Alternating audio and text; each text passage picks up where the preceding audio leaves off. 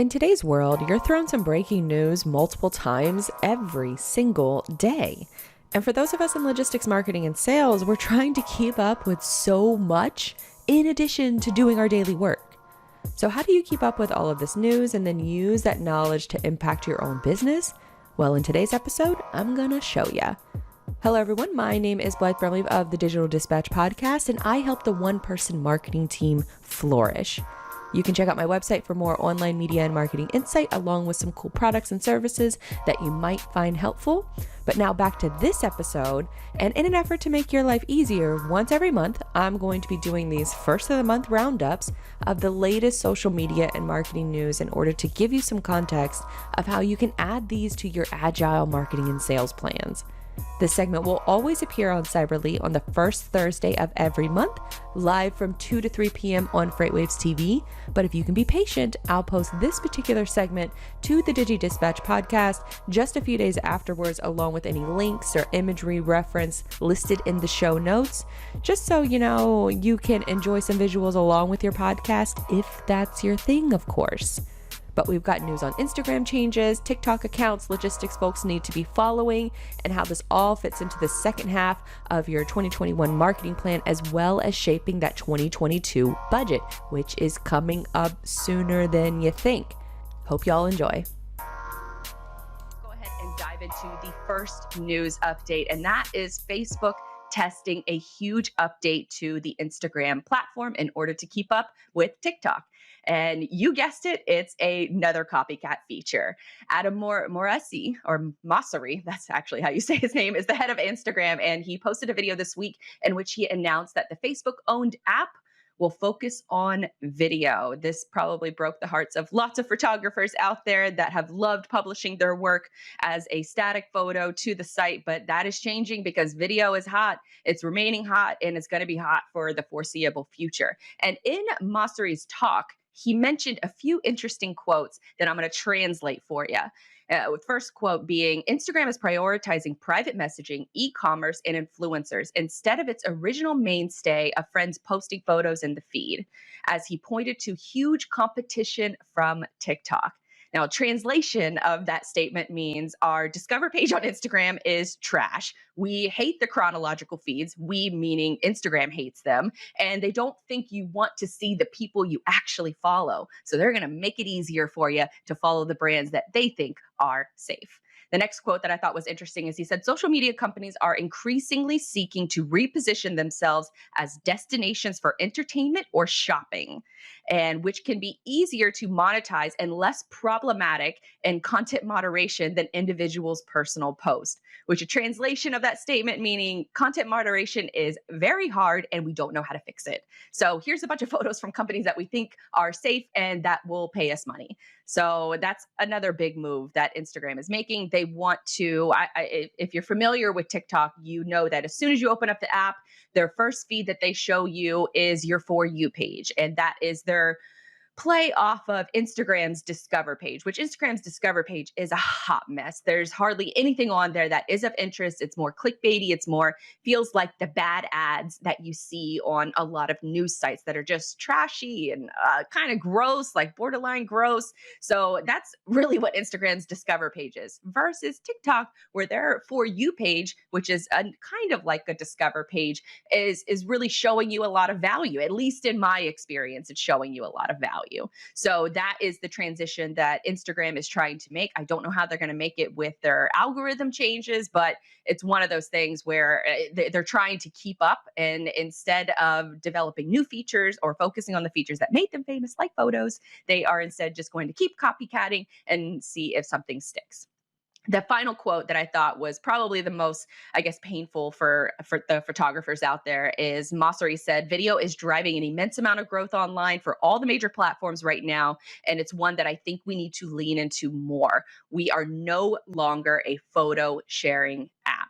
which that last line is a direct shot at the plain old photos that you see on Instagram that are probably not, they're not going to be going away. They're still going to cater to photos. It's just they're not going to have a higher priority in the feed itself. So that translation is our users haven't gravitated towards IGTV and Instagram Reels like we had hoped. So we're just going to keep ripping off YouTube and TikTok until something sticks, because that's exactly what Instagram has been doing. Is they just, if they can't buy the company like they attempted to buy Snapchat, they'll just steal all of the features and create Instagram stories. If they can't buy TikTok or buy YouTube, which I mean, I don't know any company that could realistically, maybe Apple buy YouTube because they're just so massive and so valuable. But it's one of those things where you see these shifts that these social media networks are making. And how do you pivot? How do you use those strategies in your content marketing plan and your content distribution plan in order to create more brand awareness and ultimately help turn those visiting eyeballs into customers? So the key takeaways I would say are e-commerce is the future for Instagram, whether they're prioritizing Reels photos or showing an ad after every 3 posts. But shopping on Instagram is probably one of their strengths. I know that when I make a purchase on social media, it's usually through Instagram. And it's usually because I've seen the same ad 5 or 6 times. And I say, okay, finally, I need to get this so I can just either A, get rid of the ad or hide it, or it's serving me that ad because I've shown interest in that brand before. So I try to pay attention to the things that make me convert on social media, and then using those, studying those ads, and you can then take that insight. It's anecdotal, but you can take that anecdotal insight and then you can apply it to other ways that you hopefully you can help other people make that buying decision. So e-commerce is obviously a big push for Instagram. It is for the other social media apps, but I would say that TikTok and Instagram do it by far the best right now, because I can't tell you also how many times I've been on TikTok and I've seen somebody review an Amazon product or unbox it, and I go right to Amazon and I add that thing to my cart. So e-commerce is obviously the future for not just Instagram, but for all social media apps. But I definitely see that being a primary focus for Instagram in the future. So you can either, you could probably, knowing this news, you can exploit sort of Instagram's strategy and use it to your advantage, because their desire is to continue to sell and to continue to get these eyeballs on different products and posts and keep that attention on their platform. So knowing that, you can use that to your advantage and use it to your advantage within your marketing strategies. Now, you need to also be thinking of ways to incorporate short form video into your marketing plans. We covered this on the very first episode of Cyberly, where short form video is here to stay. Go watch that video. It's in the YouTube playlist on the FreightWaves channel. First video in the feed. As soon as you click on the playlist, you'll be able to watch it, because short form video is here to stay. And with Instagram putting a greater focus on vertical video, not necessarily horizontal video. They want more vertical video, because if you think about it, let's use my phone as an example. So if you're on your mobile device, if you're looking at your phone, look at all this real estate that a vertical video takes over. If you're looking at a horizontal video, it's only going to be a portion of that video that, or a portion of the screen that the video takes up. So from a marketing lens, you want to think of it, how much digital real estate can I take up? And vertical video is the answer. Now you can take other videos, other horizontal videos, and you can convert them into a vertical video or a vertical style video. I've also seen people use horizontal video and they just add text. I've done it myself, where they'll take a horizontal video and then they'll add text to the top and maybe captions at the bottom, and boom, you have a vertical video. So those are instances of where you can take your strategy of the pillar content that you are creating and then turn it into these different formats on these different channels that these other channels are prioritizing. So just keep that in mind, that vertical video definitely has, obviously it has more real estate. And if your video is 3 minutes or under, you can upload it to TikTok. And if it's under a minute, you can upload it to YouTube Shorts, which YouTube Shorts is the number one way that I'm getting subscribers right now. Other creators that I follow, they're getting subscribers as well, simply because they're prioritizing YouTube Shorts, which is a video under a minute, while TikTok is now 3 minutes. And yes, 3 minutes, because just last week, TikTok allowed all users, usually they roll this out in batches, but for TikTok, they rolled it out for everyone, or I would say 90% of creators on the platform. Now, everybody has access to upload up to 3 minute long videos in the app. And so that is something new that just came out down the pipeline. And so if you're curious about TikTok, if you're curious about jumping on some of these newer platforms, which TikTok has been around for a few years now, so they're not necessarily new, but they are one of the top downloaded apps and have been so for probably the past year and a half, especially during COVID, where TikTok just blew up. But there are more and more logistics brands that are joining TikTok. And I found a few of my favorites that I followed for a little while. And maybe if you've watched the show before, you have seen them too. But let me pull up the first one. The first one is NFI. They have been on TikTok for a while. And this is an example of one of their recruiting videos. They also cover company history, they cover driver safety, workplace culture, all kinds of things. And this is a traditional logistics, I would say a traditional logistics company that's using their marketing messaging and they're translating it to a new platform. Now, that video, they can take that video and then put it up on YouTube Shorts. They can also add it to Instagram and IGTV, technically, or Instagram Reels. They can add it both to there. So you start with one piece of content and then see how you can distribute it out to the other platforms. That makes sense. The next one on the list that I really love following, and she just started her new account, is Logistoks. Brokers like to try. First one. Hey, you're calling about New Jersey to Illinois? Yeah, I mean, I had 4 of these. Looks like this one's the last one left. Yeah, I gotta be at 1,200 on this one. What's that? Okay, you have it covered? Oh, hold on 1 second. Hey, sorry, sir. Yeah, I mean, I can get this load for you. Someone else is trying to grab it, but the best I can do is at 1,200. Do you want this one?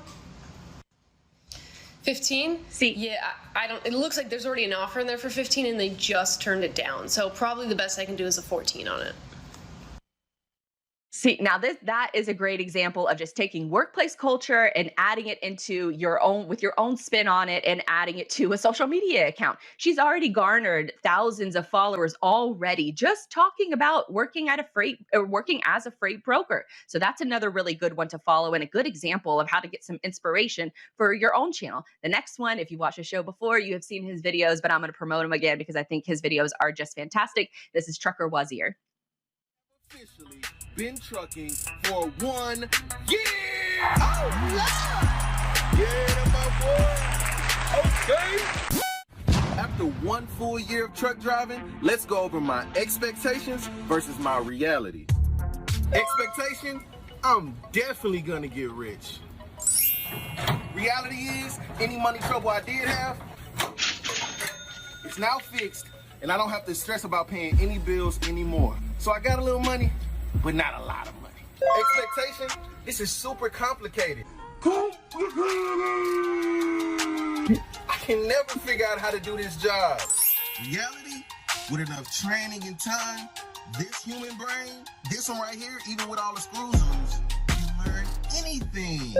Expectation, 8 weeks, 2 months on the road, I'm gonna miss my family. Reality, I don't even like my family that much. You don't love his family, your family, bro? I'm playing.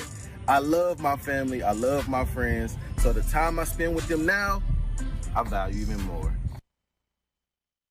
What a great, this man is a one-man recruiting machine, because if you check the comments on a lot of his posts, there are people who are actively saying, I want to be a truck driver. Where can I learn more? Or you're making me want to become a truck driver. If I'm a recruiter, I'm checking the comments of his posts and I'm going there and I'm contacting every single person that has expressed interest in learning about truck driving.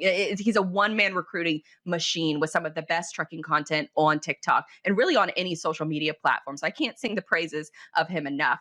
The final one that I want to show you guys is Raj Shirarsky. I'm butchering his last name, but this is beautiful. He's a creative photographer, obviously, because he takes such stunning footage. But this is another person that should be hired as a creative director at a big logistics firm. And if you don't hire him, just pay him for his photography and his video work, because it's hands down some of the best in the industry, if not the best.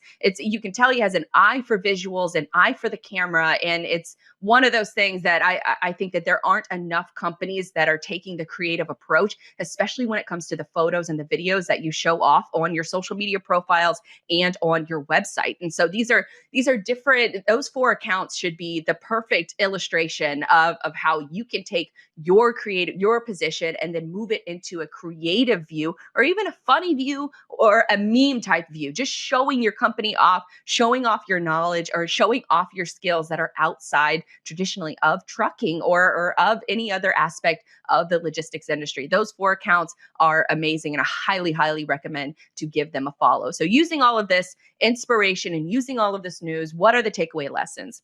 You're going to use this news in order to format the rest of your 2021 plans, because the rest of your 2021 plans are the only time that you're really going to be able to experiment and see if some of these things are working for you and your company. If you're a one-person marketing show, you're going to want to pick 2, maybe 3 of these social media accounts, or really just mediums that you want to dive into. And you want to start with video, because video can then be turned into audio, and it can be turned into photos, and it can also be turned into graphics that you use across all of your social media accounts. But starting with video first and then incorporating that into your distribution strategy will help you experiment, because the next holiday that's coming up is Halloween. And then before you know it, it's the holidays and New Year's goals. And it's also going to be budgeting season. And for budgeting season, if you have a marketing budget set aside, you're going to have to be able to justify what you spent in 2021 and how you project that budget is going to change in 2022. So start experimenting using this news and using some of these strategies that we've talked throughout all of our episodes. You can go back and watch them if you want. We got it linked in the comments where you can find the rest of the episodes, but start experimenting with the rest of 2021,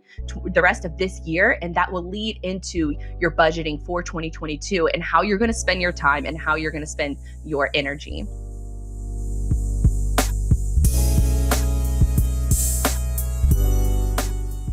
I hope you enjoyed this episode of the Digital Dispatch podcast. As always, you can find each show I publish along with more insight over on my website, digitaldispatch.io. If you like this podcast, then I think you'll love another show that I host, Cyberly, which covers the attention economy, B2B marketing, tech, and how it all ties into the world of logistics. That show airs every Thursday from 2 to 3 p.m. Eastern Standard Time, live on FreightWaves TV. There are also some links to my social media accounts along with my products and services that might be of interest to you. You can find them in the show notes or again over on my website at digitaldispatch.io. If you found this episode interesting and or entertaining, be sure to share it with a friend. Word of mouth is the best kind of marketing, and since podcast discoverability has and remains an issue in this medium, I trust and rely on folks like yourself that will share it with those who would also find it useful. Until next time, my name is Blythe Brumleve, and I will see you real soon.